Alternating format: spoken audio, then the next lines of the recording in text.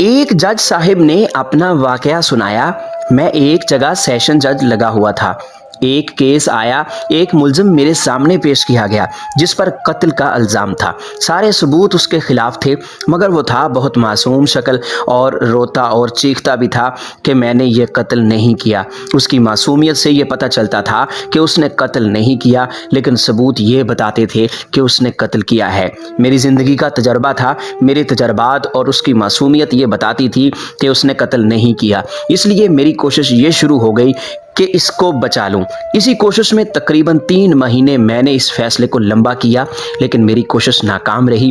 میں سارا دن اسی کے بارے میں سوچتا رہتا تھا۔ میری زندگی کا کوئی عجیب فیصلہ تھا۔ آخر کار میں نے اس کو سزائے موت لکھ دی۔ دوسرے دن اس کو سزائے موت ہونی تھی۔ میں اس کے پاس گیا اور پوچھا کہ سچ سچ بتاؤ، تم نے قتل کیا ہے؟ کہنے لگا، جج صاحب میں سچ کہتا ہوں کہ میں نے قتل نہیں کیا۔ میں نے کہا، تم نے کون سا ایسا جرم کیا ہے جس کی تمہیں یہ سزا مل رہی ہے؟ کچھ دیر سوچنے کے بعد کہنے لگا، صاحب جی میں نے ایک گناہ کیا ہے، مجھے یاد آ گیا ہے۔ وہ یہ کہ میں نے ایک کتیا کو بڑی بے دردی سے مارا تھا اور وہ مر گئی تھی۔ بس وہ قتل میں نے کیا ہے۔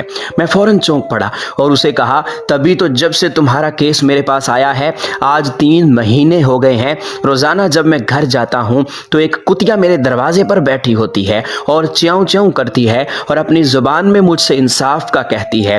جج صاحب نے بتایا کہ دوسرے دن اس شخص کو پھانسی ہو گئی اور مجھے سبق ملا، وہ یہ کہ اللہ کی مخلوق پر ظلم کرنے والے کو اللہ سزا ضرور دیتا ہے۔ اللہ کے گھر میں دیر ہے اندھیر نہیں۔ ہماری نظر میں جو مخلوق حقیر اور نجس ہے، لیکن بنانے والے کو تو وہ مخلوق کتنی پیاری ہے۔